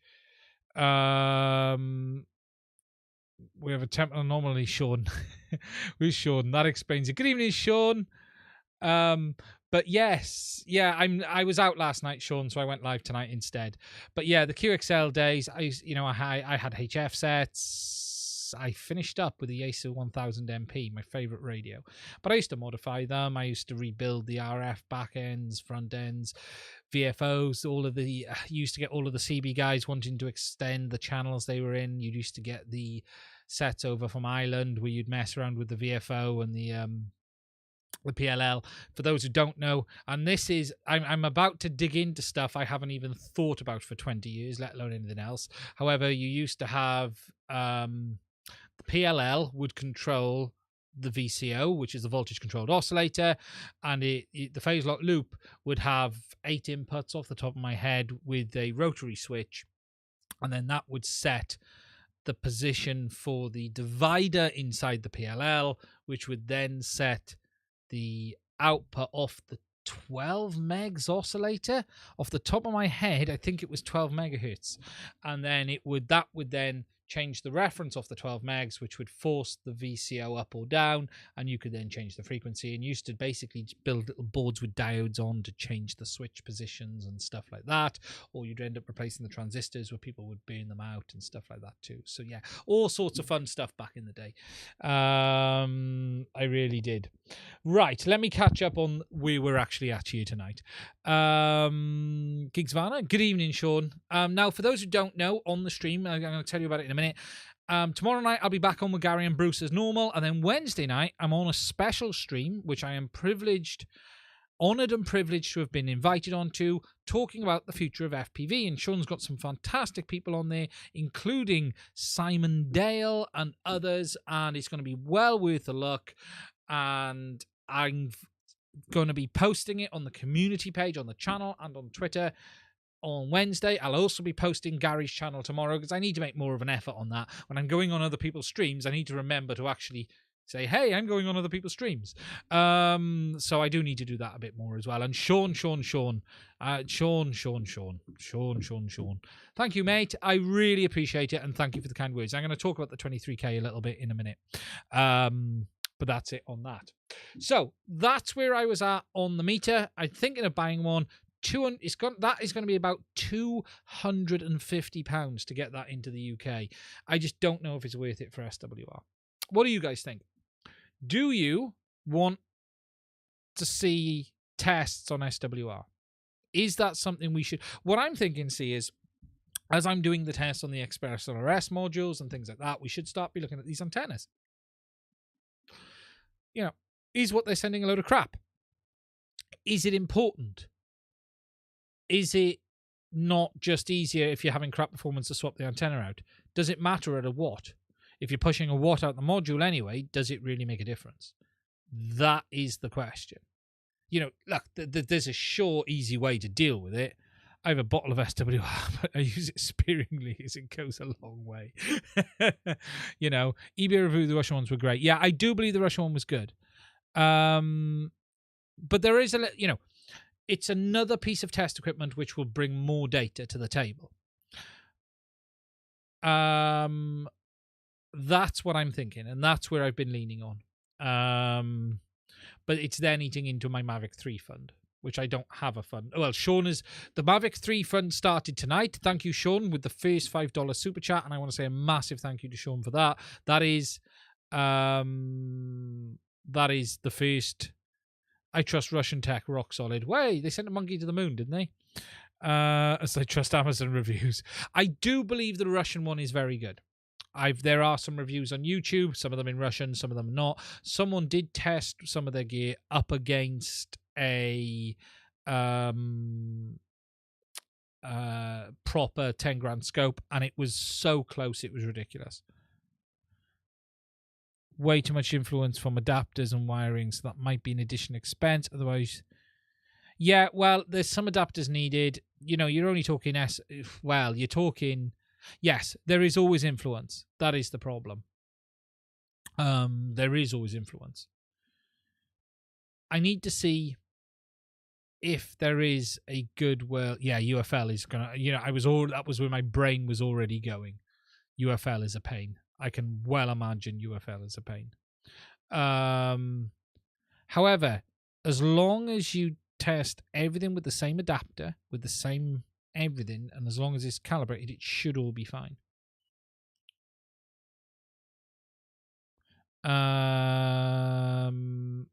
It's interesting. So yeah, I'm thinking about it. I am thinking about it.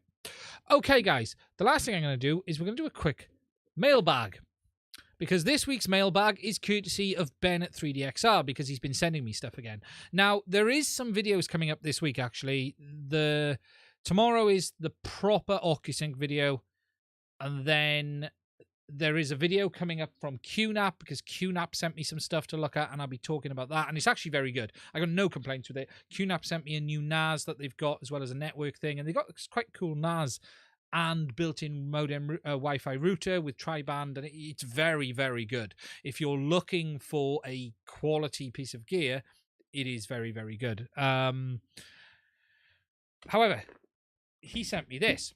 Now, this is something very interesting. First of all, it is the proper antenna mount for the Here 3 GPS for Cube Pilot. This is the finished mount. This is the carbon fiber one, which goes onto the GPS. Proper molded plastic with carbon fiber in the middle as well. So that one's pretty cool. But in here is the Profi LED kit for the Edu 450 frame. Now, I do have another one of those frames coming, because they've actually released an upgraded version. But this is the new LED system, which is 4 Hexoon, but it is controllable in Ardra Pilot, as I understand it, and based on Profi LED. And this does what Peter did when he was playing Pong on Ardra Pilot. And obviously Ben has sent me a load of battery straps. Oh, we like them. Oh, they're nice. Covered in rubber.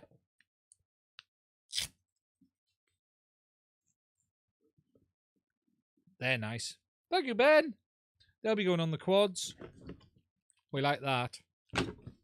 But yes, so this, when this camera focuses, focus Sony, focus, come on, is the Hexoon LED kit for the 450 Edu frame. And it's going to be really interesting to see this. It's got little LEDs that goes on the corners and lights up and goes on them. And it's got a frame kit, and it's got a PDB board as well, which goes on the bottom.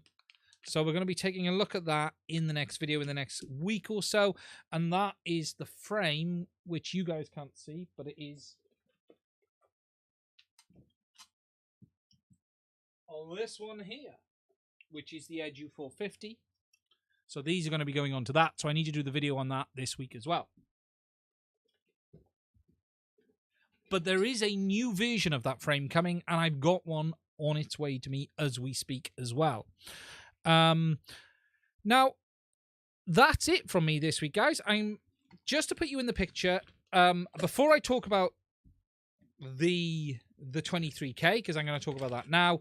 Let me just get up where we're at. How many of you lovely people? 67 of you amazing people on Monday as well. I am privileged. I really am.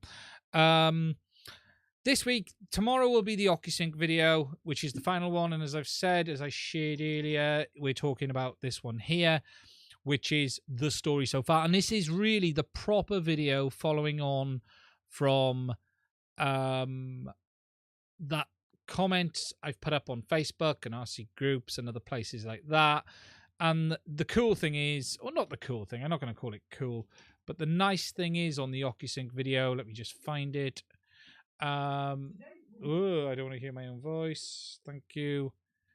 We walk through the history of it. I go through some stuff off one of my previous videos explaining the difference between OcuSync, and then we start looking at all of the boards in detail. So we start with the Mavic Pro.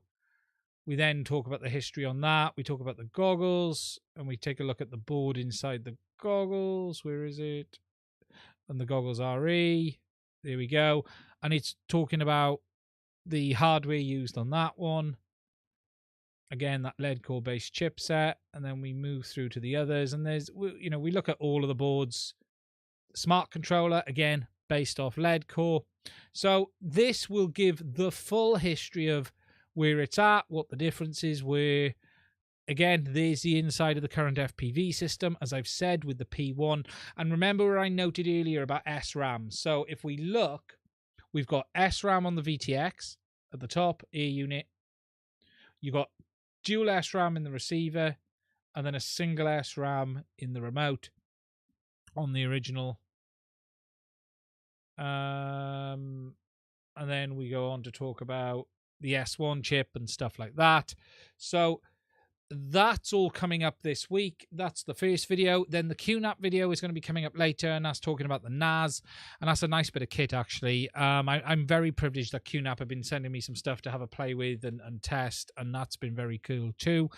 And then we're going to have the RF radios video going up next week, finally getting that finished today, and then the series of videos which will be coming behind that, and maybe some more RC videos. I mean, remote controllers. We'll wait and see. I'm talking to someone about something at the moment. And I've then got the rest of the Express LRS videos to come. And then I've got some proper informational videos I want to get out on HD0. I want to do one on how to recover these, because the manufacturer hasn't made a manual on how to do it, and some stuff like that as well. Now, the final thing I want to mention, and I just want to thank everyone for, is the 23K, because we have, as a channel, it's hit 23,000 subs. And there's a couple of things I want to say on this, and that is, it wouldn't have happened before without all of your support, you guys who watch the channel, who comment.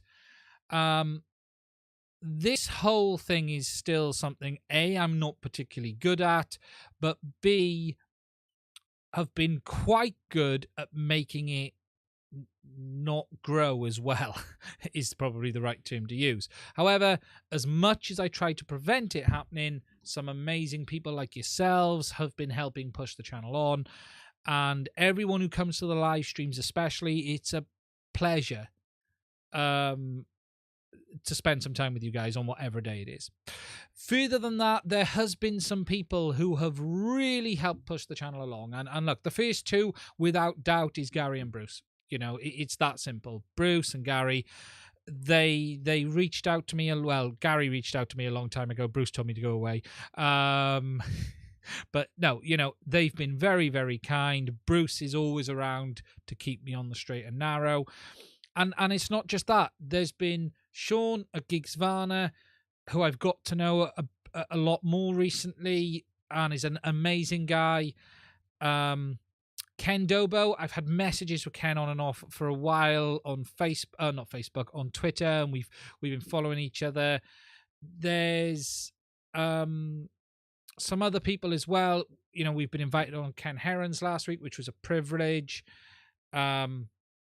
I was on Ken's as well, Dobo's, which again was a big privilege. But there's a number. Jake Sloan is another one, fantastic guy. And there's just some people, and there's another two, which I haven't mentioned yet, which is JB, Joshua Bardwell. He has said some really, really kind things about me this year. as has Blunty and a few others. So, you know, what I love, and this is something I've spoke about off camera, and is actually someone else I haven't mentioned, RC Shin Mario, another person I got to know this year a little bit, a fantastic guy as well. And the one thing I do want to say is there is an amazing community of people around FPV, in FPV, but there's also an amazing community of creators around FPV as well. And look, all of these guys have only ever been helpful. Whenever I've spoke to anyone, they've been amazing. There's not one person I've reached out to and got told to go away, not responded. Not everyone wants to be everyone's friend, and that's fair enough. There's some people I've spoke to this year who aren't really good at, they don't want to really get involved with other channels. They just do their own thing. But there has been some amazing people, and there's a fantastic community around FPV and drones. And it's that community in this side of it as well. And I am privileged to be a very, very, very, very small part of that. And I enjoy the banter between myself, Gary, Bruce, Sean. You know, these are all great people, and they are all doing amazing stuff in their own ways, in different ways. And you know, what's great is, as a user, you've just got so much choice. And look, I probably need to pick my game up now, because you've got Sean flying, but Sean's a proper journalist. Let's be realistic. Sean doesn't play at this. We've got so many people doing great things. So I just want to say a big thank you to all of those guys. You know, Gary, Bruce, Sean, Ken, Joshua, Blunty, all of those guys who have said nice things, invited me on, and everyone who subscribed to the channel, and everyone of things. You know, it's growing. It's hard to grow a channel these days without doing the social media, post the video everywhere.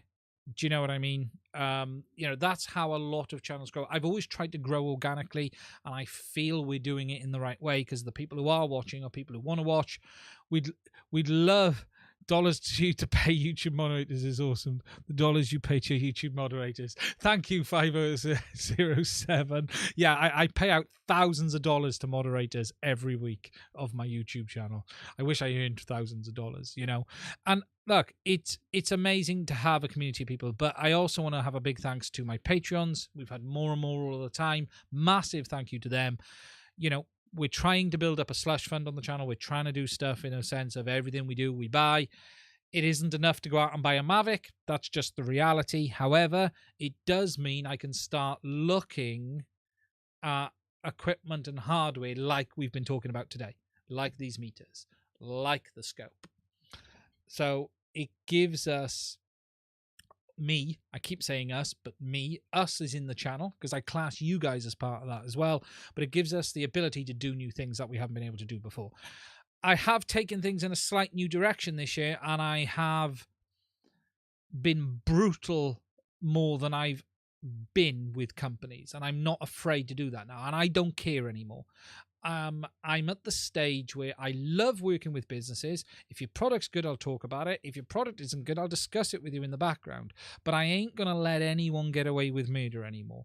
And that's why we called out the likes of DJI this year when they were being rather unhelpful to customers by bricking their equipment. Again today, Fat Shark questioning where they're at. And I have taken a more Gamers Nexus style approach to dealing with issues and companies for the user.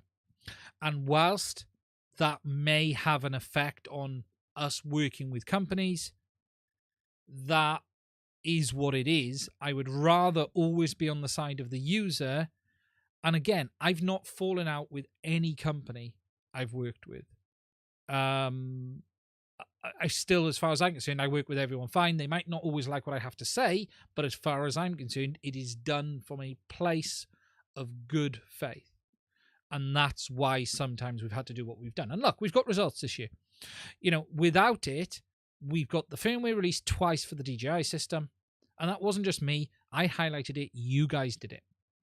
We wouldn't have had that without you guys watching 10,000 views in 2 days. We wouldn't have got the response if 10,000 people hadn't got on the video and shared it. So it's a combination. I wasn't afraid to put it out there. Others weren't afraid to push it forward. So we've done some really good work this year. I've probably been blackballed. I've burnt a few bridges along the way. Let's just say that. But hey, so be it. You know, what I'm not going to do, though, is pander to marketing nonsense just for the sake of getting a few click ads, because that's what people are doing right now. And it's out there for you to see. What I would say on anything right now, especially the 3-letter company-wise, look at the links. Are there affiliate links? Are there DJI affiliate links? They have reopened their affiliate program. I have applied again because I'm intrigued to see what happens. I am intrigued to see if they say no. And if they do, I might have something to say about that, having been heavily involved the first time around. But even if I go back into it, I will be doing things very differently as well. And I will discuss that at the time. And for instance, on a product review, I will not be posting a link. So I would put the links on sort of tutorials, help, info videos, but not on reviews, because I feel that is a mid-balance point where you're being fair, open, and honest with people. So if I'm going to review a product, I'm not going to put an affiliate link for that product in it. But if I'm going to give you a tutorial on how to use the product, not giving you thoughts, but just saying, look, if you want to know how to do this, then I feel an affiliate link is appropriate. So I will be doing it that. But yeah, we're going to have to see. DJI have opened the affiliate program again, but they're making everyone resubmit. Everyone resubmit. And I'm intrigued. Let's see how far that bridge has been burned. Let's just see. I have a feeling it'll be no, but let's just see. I will be open and honest. I had in the past done very well from the program, and it allowed us to keep making content. Yes, and it's a lot less monopoly money than it used to be. I can't go into figures because I could be breaking an NDA. Not that I think I've signed one, but yes, it's less monopoly money. That's the first thing I found rather interesting as well. And almost at the point of it's not worth it for what it costs. You know, I'm not going to give percentages, but when I was looking at it, I was going, wow, really? Okay. Let's just say it's less than half, and it's less than half. Affiliate link in my... And you can find it, by the way, in affiliate links. So that's my thoughts. Now, we'll have to see if that happens. And if it does, I've been sort of thinking about how I can do it in a way which I'm now comfortable with moving forward. Because I never really used to make reviews, you see. When I used the affiliate links in the past, I didn't really review products. I just gave you tutorials. So I never really felt I had a conflict of interest there. But now as we're reviewing stuff, I think the affiliate links, it mixes things up. I think it absolutely has a place in a tutorial, but doesn't have a place in a review. You'll notice if I've been sent anything, I will always say I was sent this product for free. That is how I do all of my videos now. So for instance, we've got a review, and it is a sort of review overview coming on the QNAP NAS. I got no complaints with it. I give you an overview, I'll show you what it's about. The only complaint I say is a bit of a pig to set up. It's a really good product, but I say up front at the start, they have sent me this for free. However, that does not influence my opinion. Now, it's down to you then to decide if that has influenced my opinion, but at least I've told you up front what the score is, and I'll tell you again at the end, just to make sure you understand. So I do that on all my videos now, and JB is fantastic at that, as is Bruce. There's some really great people at that. JB is really, really good at it. I've noticed JB does that, and it's something I'm trying to be as open and honest I've got nothing to hide, and I feel if you do that with an audience, then they'll appreciate that honesty and carry it forward. The downside is, and here's a very legitimate downside, is by being legitimate, you are losing thousands of dollars in income, because there are people who get thousands upon thousands, let me just bring that up, of affiliate income from affiliate links and not saying quite how things are. There are many people who get thousands of links. John Camps is so funny compared to you and Bruce Lol. He's so fake. I can't remember which one's John Camps. I've heard of the channel. I can't remember. I really like how Nick Burns handles it. How does Nick Burns handle it? I haven't seen. How much do I get from Pepsi? I wish I was sponsored by Pepsi. My God, that would make my life. It would make my life a bit easier. But no. So there is an effect of being genuine. There is an effect on the channel, the income. It'd be very easy for people. Everything that comes in gets spent on the channel. That's it. I do not take any money out of this channel. Now, I'm not going to say I don't benefit from the channel, because that's a different argument. Because yes, I benefit from buying stuff I get to play with and I want to play with.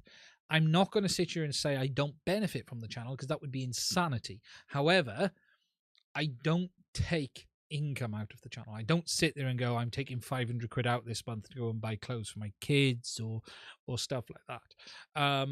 The channel money is there to entirely fund itself. Now, technically, I could go and buy myself a Mavic 3 right now and wipe the channel out and sit there and go, that's me done for the next 12 months. I can't buy anything.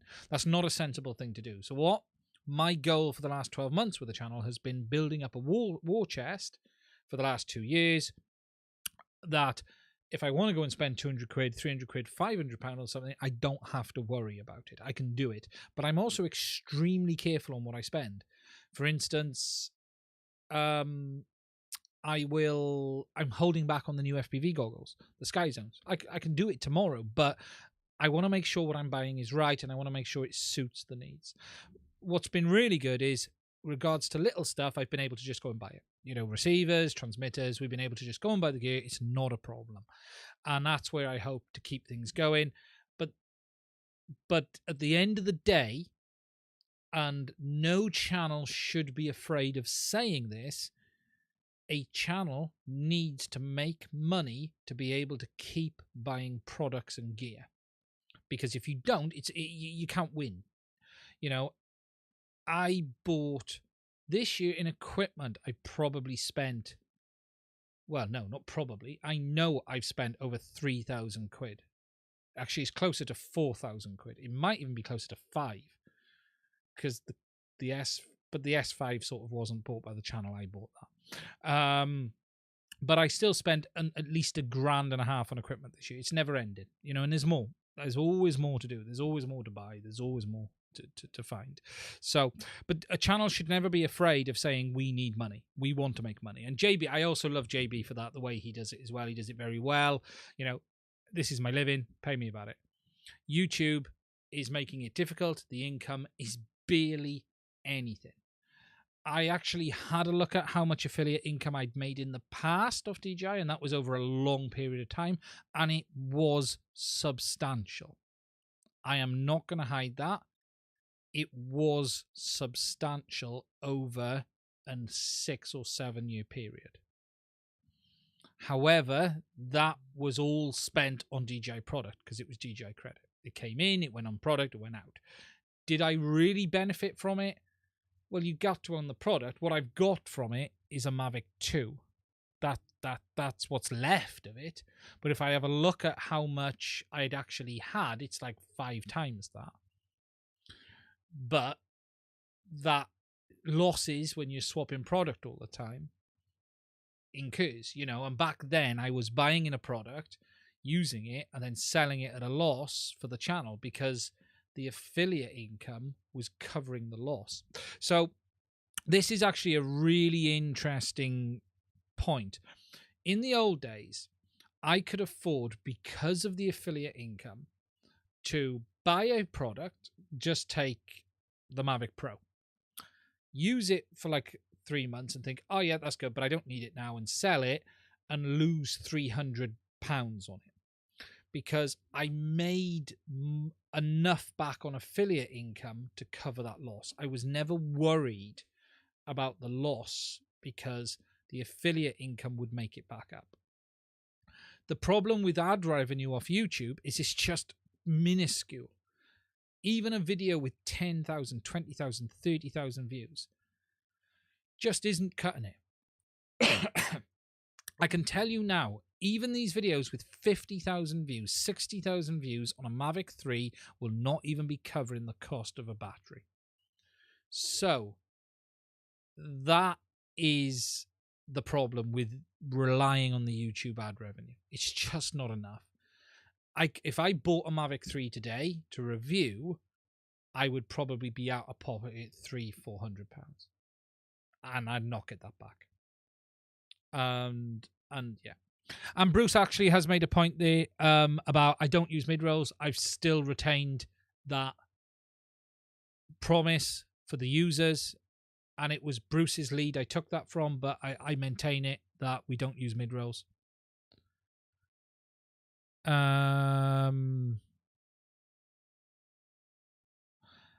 It's the YouTube revenue is heavily based on the audience, not the area.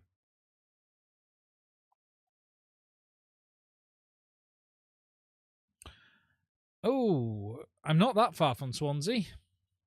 I wouldn't mind just having a look over through them to see what they're like. Let's have a look. Catching back up. Andy Tad, zoom more the DJ pot. Thank you with that, mate. Just catching down. Spray tan drone. I booked a drone spray tan. So the YouTube is forcing so many people into sponsorship and affiliates. Yeah, you got no choice. You know, Bruce makes a real interesting point here. So Bruce's comment is YouTube is forcing so many people into advertising and sponsorship. 100%.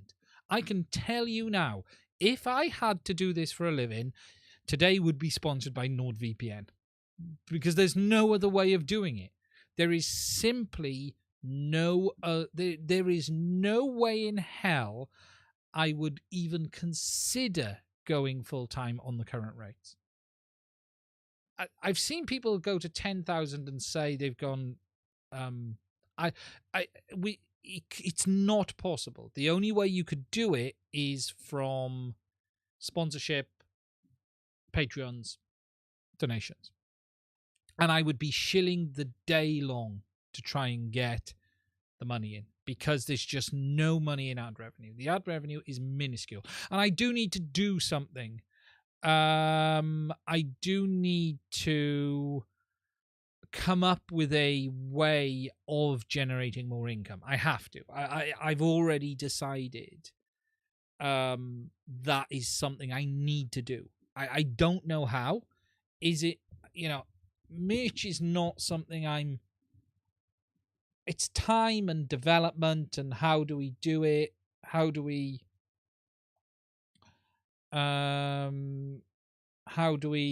spin it into something that people want?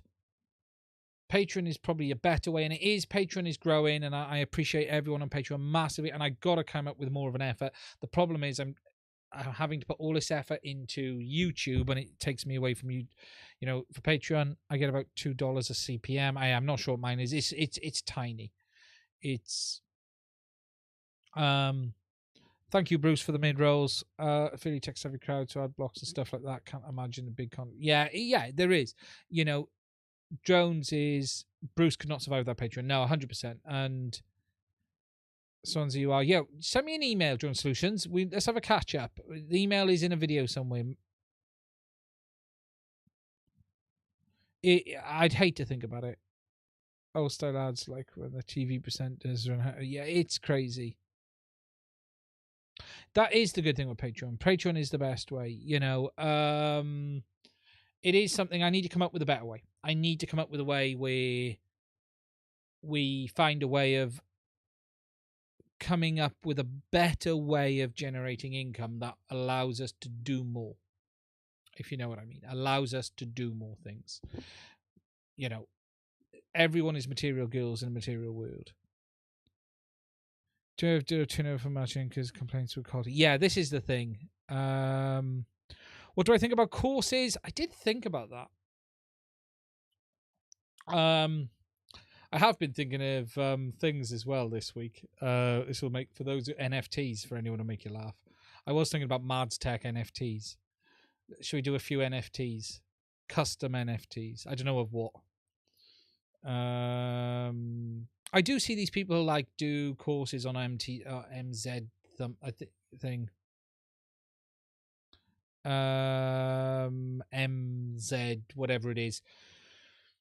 You know, there's some really interesting stuff on that. There's got to be something, you know, the model doesn't work the same for everyone. So, but what is clear is the success I do have is as a result of you guys, and it is just a massive, massive thank you from me on that. It really is. Keep the mining the crypto. I am. It's not a lot right now, but I am.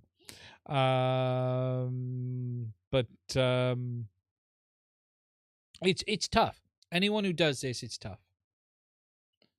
It's the deriving anything from this to feed your family would just frankly scare me.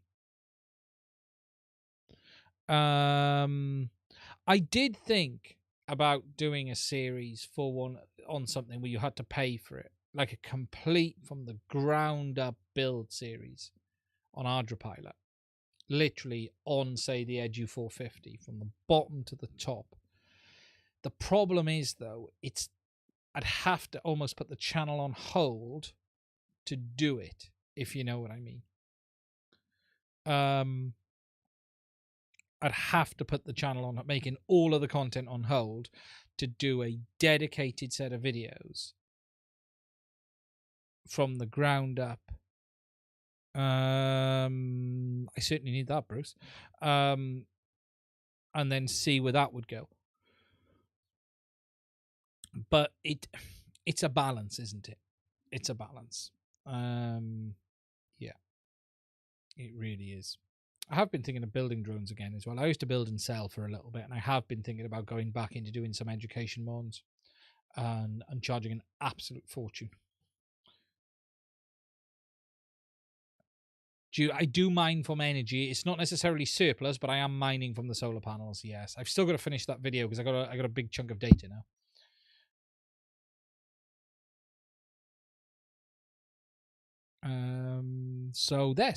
So massive thank you guys, massively appreciated. So tomorrow night the OcuSync video goes up. Please check it out. Please let me know what you think. Wednesday night, Tuesday night, also tomorrow night, Gary live at 9, whatever time it is we're on. Not sure what the subject is this week. We'll figure it out. Couldn't make it last week. I was traveling the country. Wednesday we'll be on with Sean, and then I will be back as normal Sunday night. Check the Lumineer duality. I've seen the dual ones. Yeah, is that the ones with 7 or 9 dB of gain?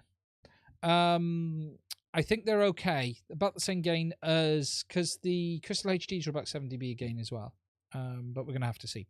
Right, guys, I'm going to end it. Stay safe, look after yourselves, and I will speak to you guys again in the next few days. Button 1, button 2.